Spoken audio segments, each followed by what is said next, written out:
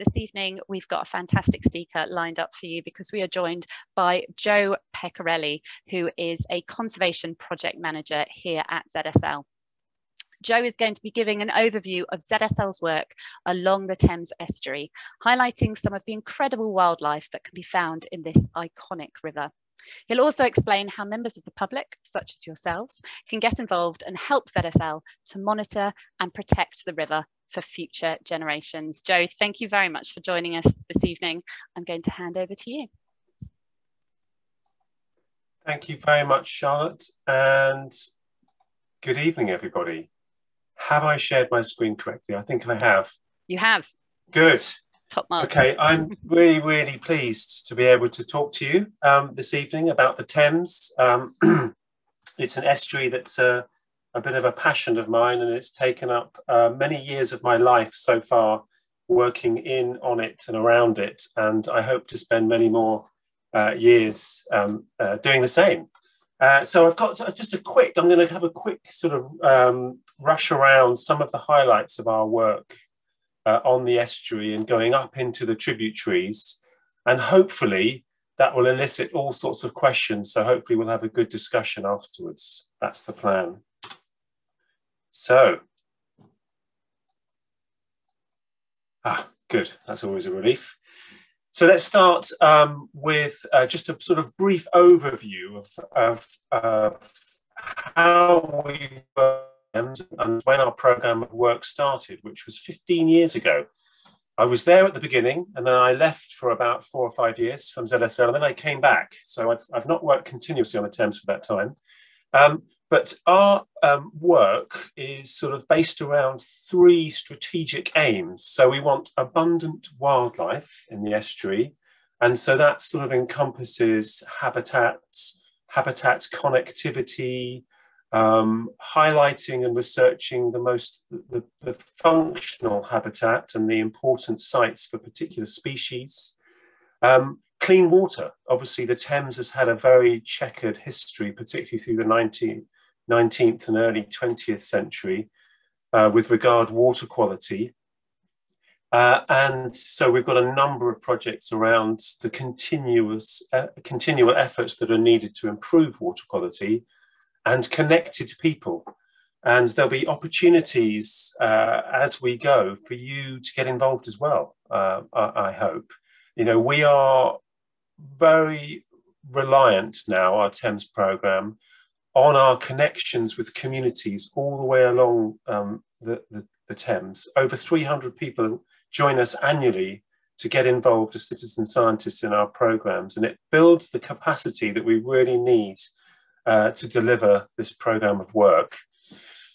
So you can just see the rough outline of the estuary there. I'm going to split it into 3 zones as it is split, and the marine section is downstream of Gravesend, and then between Gravesend and Hammersmith is broadly the brackish zone within the river. And of course, this salinity gradient really impacts the sort of the biota, the flora and fauna that we see in these zones. And then upstream of Hammersmith to Teddington, the top of the tide, is fresh water.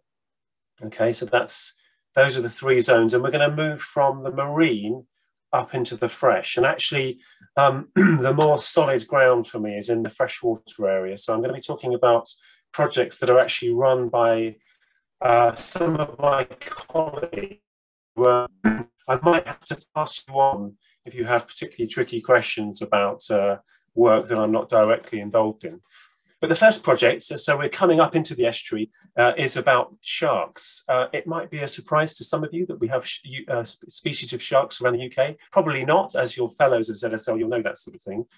But we have a relatively new project, started a couple of years ago now, to actually improve our knowledge of 3 species of shark in the outer estuary, and they are taupe. This is a taupe in the picture there, spur dog, and smooth hounds. And all shark species are threatened, really. They are, particularly taupe is classified as vulnerable, and in fact they're all actually vulnerable to exploitation because they are slow to mature and they have low reproductive rates. so they are susceptible to pressures, particularly fisheries. And we probably all know on this call, in this meeting, the terrible pressures that sharks around the world are under. And it is extraordinary that we don't particularly understand the ecology of species of sharks, even on our doorstep in the Thames Estuary. We know that many species of shark move inshore to give birth to live young, those viviparous species, live-bearing sharks. But we don't particularly know where this happens in the Thames, whether they're sort of philopatric, they show fidelity to particular locations, or it's just the general area, the inshore shallows that they need as nursery grounds. So we're working with fishers in Essex. These are commercial fishers, so they're sports fishermen, to tag and release. And it's the sort of basic entry-level monitoring that we need. And the important thing is that if we can keep it going for the long term with these communities through Essex, we can build up a really important picture of how sharks use the estuary. So the next group of animals we're going to move to are the seals.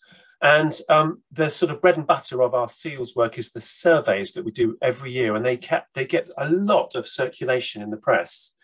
So the purpose of the surveys is to identify the numbers of seals in the outer estuary. And the easiest way to do this, and the most fun, it has to be said, is by air. It's an extraordinary experience. I've been lucky enough to go up once with our pilots. We do an aerial transect, which is a fancy word for doing the same line, the same flight path every year. We photograph the clusters of seals we see on the low tide when the sandbanks are exposed. And then later on, someone has to go through all the photos and identify what species they are. So there's two species, there's grey seals and there's harbour seals. And you can see from the dots on the map there, that's for the grey seals. You can see the important areas for them. But this is really a real challenge for the Thames. Of course, it's an incredibly busy waterway used by industry for transport, so important. And it's a real struggle to manage it sensitively to the needs of the animals and the needs of the people that use it. And the essential thing that we need to be able to do that is to identify how animals use the estuary, and then we can manage it sensitively. And so this is just one example of that. And I'm going to test you now. This is an interactive session. So our first question for you, if Charlotte could bring up the first question, is about how many seals you think we counted or we estimated in our seal survey of 2019. Obviously, we sadly couldn't get out last year. So there you go, 4 categories: under 1,000, 1,000, 2,000. Yep.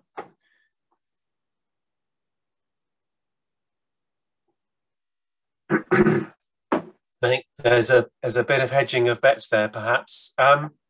Shall we end the poll there? So we've got 17% on 1,000, 40%, so nearly half going for the sort of semi-middle ground there, 1,000 to 2,000. And 1/5 of you have got it absolutely spot on, over 3,000. It's absolutely remarkable that in such a busy waterway,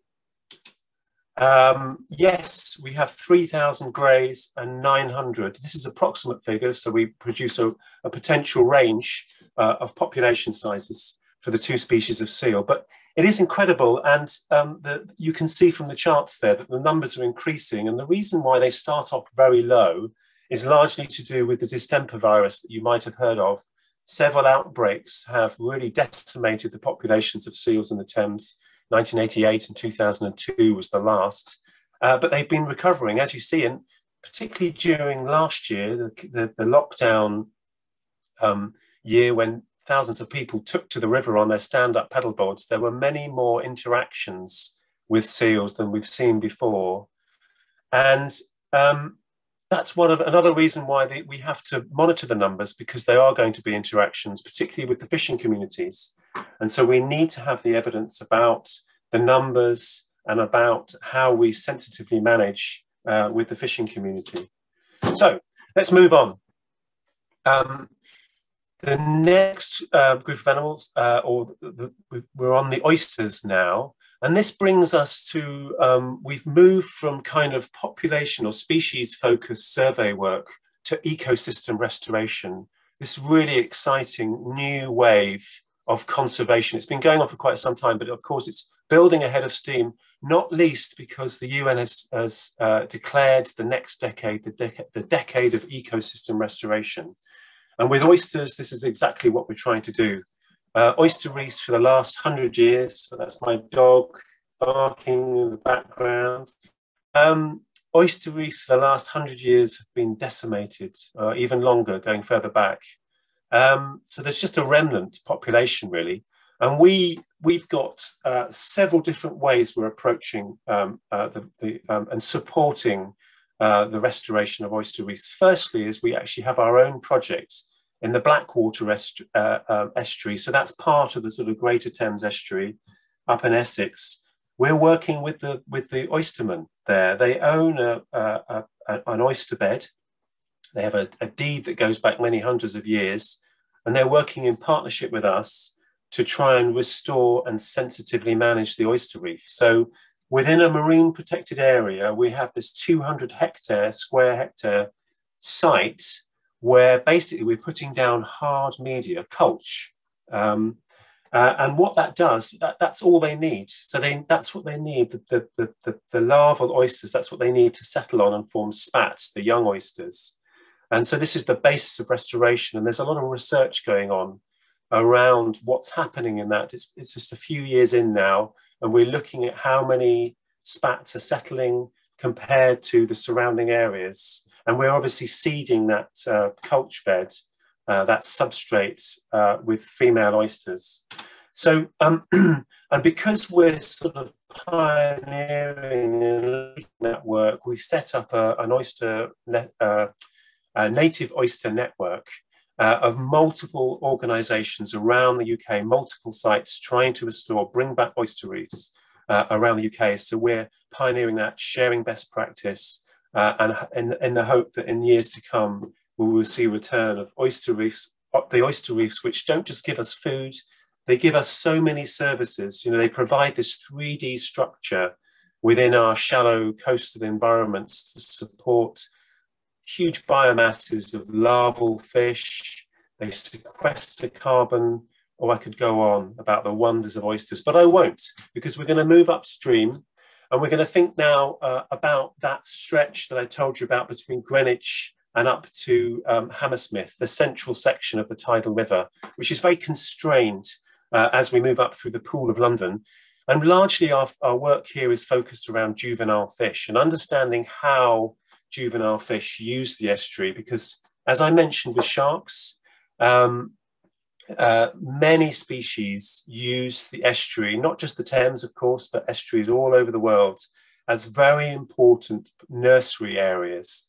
So what goes on in the nursery impacts the North Sea stocks of sole, for instance, and many other species of fish. So it's really important that we get to grips with how productive the estuary is being. We work out how to measure that and how to adapt it to support that productivity. So I'll just give you a few examples of the work we've done. We've been studying juvenile fish like sea bass. It's extraordinary. You can cast a little net in the water just in the shallows in June, July time, and you will catch these beautiful little bass fry, you know, these wonderful fish that live out their adult lives in the marine environment, but they grow up in our estuaries, and this is what they look like. You can see this is about 20 millimeters long. It has that distinctive, this is a skill for all of you for life. You'll be able to identify a juvenile bass by those black lines that trace the margins of the fish and that lovely underslung predatory jaw. So bass, yep, they're important, a part of our Thames ecosystem. Egg smelt. In 2009, the government launched its Marine and Coastal Act, which was to set up marine conservation zones. And it's been much debated and much procrastination, but they're in place now. And the focus species, or one of the focal species for the Thames Estuary, is the smelt. It spends its whole life, it's a primitive salmonid, and it spends its whole life in the estuary, and it's susceptible to water quality and fisheries pressures. So it's really important we find out where they spawn. And of course, the egg here was a find that we got. We found it 2016, I think, 2017, which was one of the first studies to really try to get to grips with where they spawn. And it's incredible. In March time, so about this time of year, the adults move in to about the Wandsworth area and spawn on the gravels there, and then the fry spend their time in the upper estuary and then move out. So we're moving up into the freshwater now. And this brings us to our second poll, because this is really where I'm going to start to think about that connecting people and think about our citizen science projects that we have. And this first one is the citizen scientists that join us. These are the really hardy bunch. They join us in November. Lots of our projects run through spring and summer, so you can wear your shorts in the sunshine. But the bivalve counters join us in the mud, often in the rain, up in the borough of Richmond, where for the last 12 years, we have been running transects again. Unlike the aerial ones, we're on hands and knees. And we're looking at the transition, the species that have been introduced to the Thames. And the remarkable thing is about almost one species a year, no, 0.5 or so. So one every 2 years for the last 100 years has been introduced to the Thames. It's one of the most invaded, in inverted commas, ecosystems in the world, and that's related to trade. Well, we'll talk about that in a minute, what it's related to. Even in the short time that we've been studying invasive species, we've discovered a new species to the Thames, the quagga mussel, and the focus of our study is on the bivalves. So the native bivalves at the bottom of the slide, and the introduced, the Asian clam and the zebra mussels, and we're looking at the population densities of the two of them. So this brings us to our next question, which you'll probably be relieved to hear is not about bivalves. It's about, yes, thank you, Charlotte, you've beaten me to it, look at that. So we would like to know whether you have taken part as a citizen scientist in one or two of our Thames projects. That's great. I noticed that 63% of you live in London, so you really have no excuse, obviously. Okay, should we call it there? That's 9% of you. That's really not bad, and we are really very grateful to everyone who joins us. It's really, I can't tell you how much it bolsters our ability to do meaningful work, to have citizen scientists join us, and to have 9% of you is good, but clearly room for improvement. So you can sign up right here. Look at this. This is hot off the press. So this time of year is where we're recruiting to monitor the migration of the European eels, which is our probably longest standing citizen science project in the Thames region. So we have traps. Some years we've had up to 15 monitoring sites. I'll talk more about this project later. But if you do want to get involved, there's the link. And once you sign up to that link, you just go on our mailing list, and you'll get notification of where training events happen. And like I say, it's so important to have people join us on these schemes. They really enable the work, particularly for the eel monitoring. So let's go back though, sorry, I've digressed. Let's go back to, we were thinking about the citizen scientists looking at invasive species, and I was telling you about how colonized it is, how cosmopolitan, and one of the sort of high profile aquatic invasive species is the Chinese mitten crab. And this really exemplifies how species are traveling around the globe due to globalization, really. They spawn, or they give birth to, no, they release eggs. Call myself a zoologist. They release eggs in brackish water, which hatch into these lovely little zoea larvae in the picture there, which are obviously much bigger than in real life. And you can imagine, these float around in brackish water and then are drawn into ship's ballast water and transported off to the next port. And so in that way, the Chinese mitten crab has traveled from China all over the world. They're in almost every estuary now. And they come under a lot flack, invasive species. But actually there's a burgeoning amount of literature now which suggests that invasive species are not necessarily causing the degradation of environments, of our ecosystems. What's happening is they're merely passengers taking advantage of the degradation at the hands of us, unfortunately, humans. So, for instance, we have changed, we've modified river walls all the way down the Thames, and of course we need to. They're there to protect in very important, nationally important infrastructure.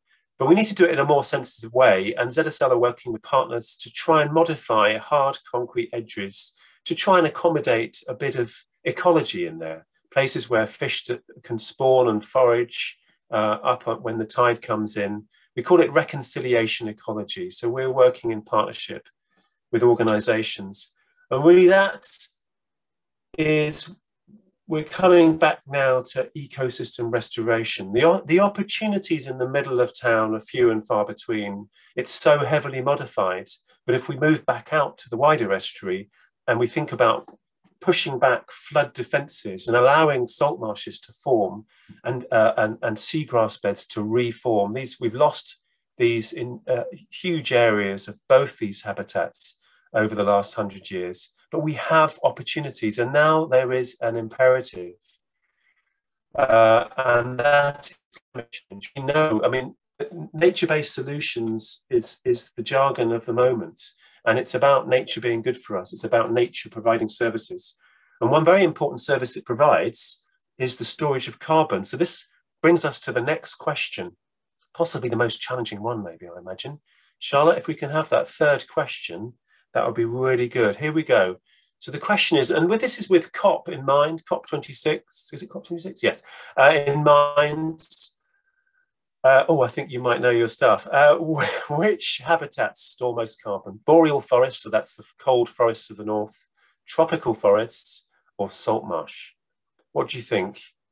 So we've got 6% for boreals, 9%, so let's call it quite soon. That's good voting. Thank you very much. 7% for boreal forests, 10% for tropical, and 83% salt marsh. Well, congratulations, because you are clearly, well, obviously you're ZSL fellows, so that's marked you out as highly distinguished, but you know your stuff.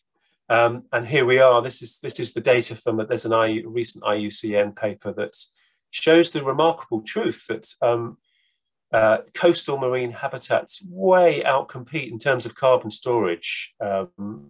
Tropical, well, there's 2 forest examples here, but other tropical habitats too. And it's to do with that binding of organic rich sediments that happens in seagrass meadows, in salt marshes. That's where the magic happens. That's where the carbon is stored. And so when your local MPs announce the joy of planting 1 million trees in your favourite park, do write them a letter and ask them how much seagrass they've also restored, because it's a much more effective approach. But anyway, let's move on. We're going back up into fresh water. I hope I'm not waffling on too much. And we're going back to those eels, because actually we monitor eels, but the primary purpose is to restore connectivity for migration. What I mean by that is eels can't leap. Their swimming capabilities, even though they arrive from the Sargasso Sea, is pretty poor. And we've cut off habitat all throughout the Thames Estuary with weirs and dams and sluices. And so we've been working with our partners, particularly the Environment Agency, to build these little channels of water. And inside that silver tray is little sort of bristle media that the eels can crawl through with water running down it. And they really work. It's remarkable. When our volunteers come and monitor the traps that we have in these passes, when we install a new pass in an area where upstream we haven't seen eels, we have these wonderful local successes where they record eels coming through, and it's a magical thing to see. And it's important too, because obviously eels are critically endangered fish within the Thames. The recruitment of the species has declined to around 10% of the 1980s levels. So recruitment being, you know, the young joining the adult population. So very important that we open up as much habitat as possible to allow them to mature, swim back to the Sargasso, to give birth to, or to produce eggs and have a stronger next generation, or a more populated next generation. Okay, I'm going to speed up a bit because I want to get time for questions, but I'm going to be thinking about, now we're in the tributaries, we're following the eels up into the tributaries. And the tributaries, you know, we talked at the beginning about the Thames having its era of great stink in 1858. Well, some of the tributaries are experiencing their own great stink. And that's because our rivers are connected essentially to sewer systems. And you can see this when it rains. With a bit of sophisticated technology, we use a bit of kit. They're called sondes. They've got their water quality sensors, and they send real-time data up to us. We deploy them. This is we deployed these in the River Crane in West London, and the spikes there, that's ammonium. And ammonium is from sewage, I'm afraid. And over 5 milligrams per litre, over 4, over 2 is really damaging to the ecology of our rivers. And that is a constraint on the wildlife value, the biodiversity of urban rivers. It's a serious problem. So we're working with communities again to detect pollution. So this is our river monitoring initiative, volunteers trained in a method. They use the invertebrates to give a score to our rivers, and then they report pollution events to us and the Environment Agency. So this is a national scheme that we're part of. There's 3,600 volunteers involved nationally. We run the London hub for this. And we also have what's called our Outfall Safari, which is surveys, walkover surveys of spotting sources of pollution in our rivers. Remarkably, given how unglamorous this work is, looking at what's called sewage fungus, that's a chief evidence of sewage in rivers, we get about 30 volunteers per river. It's extraordinary. And the data they collect, they locate, they assess, and they report pollution from outfalls. You can see the picture of it there. And we gather the data and we send it to Thames Water, and it really does inform their pollution investigations. So it's about business and communities working together for the benefit of rivers. And it's so important because we've recognised the value of our urban rivers, particularly during this last year of lockdown. There's wonderful green and blue spaces for our well-being, and there's a real movement to restore them. And so over the last 20 years, we've been part of this programme. 39 kilometres of river have been restored in London, so 6.5%. So a long way to go, but there's real momentum there, and that's really, really encouraging. And what we need is more communities to adopt locations where, through citizen science, they can monitor the water quality, they can monitor the wildlife value, and they can give us the evidence we need to push that restoration agenda. One thing that we're doing is not just river restoration, is constructed wetlands. So these, if you live in the borough of Enfield, you'll have seen that these springing up all over. We're working with our partners in Enfield to produce guidance on how to build, restore wetlands within green spaces in London, to clean water as it moves from the land into our rivers, and also provide those spaces for wildlife. So I just want to finish up by saying that the Thames has come a remarkably long way over the last 200-300 years, and that's obviously the efforts of many, many organisations, thanks to many organisations, and it needs to be benchmarked. And we're working, this is thanks to the Royal Bank of Canada, we're able to, we've got colleagues at the moment who are pulling together data sets to benchmark different themes around biodiversity, around access and well-being related to the estuary. And that's all going to feed into a State of the Thames report, which should be coming out later in the year. And it will allow us to measure progress, allow us to look at where we need to improve and where we need to get to in years to come. And as I said, all this work couldn't happen without the collaboration and expertise of all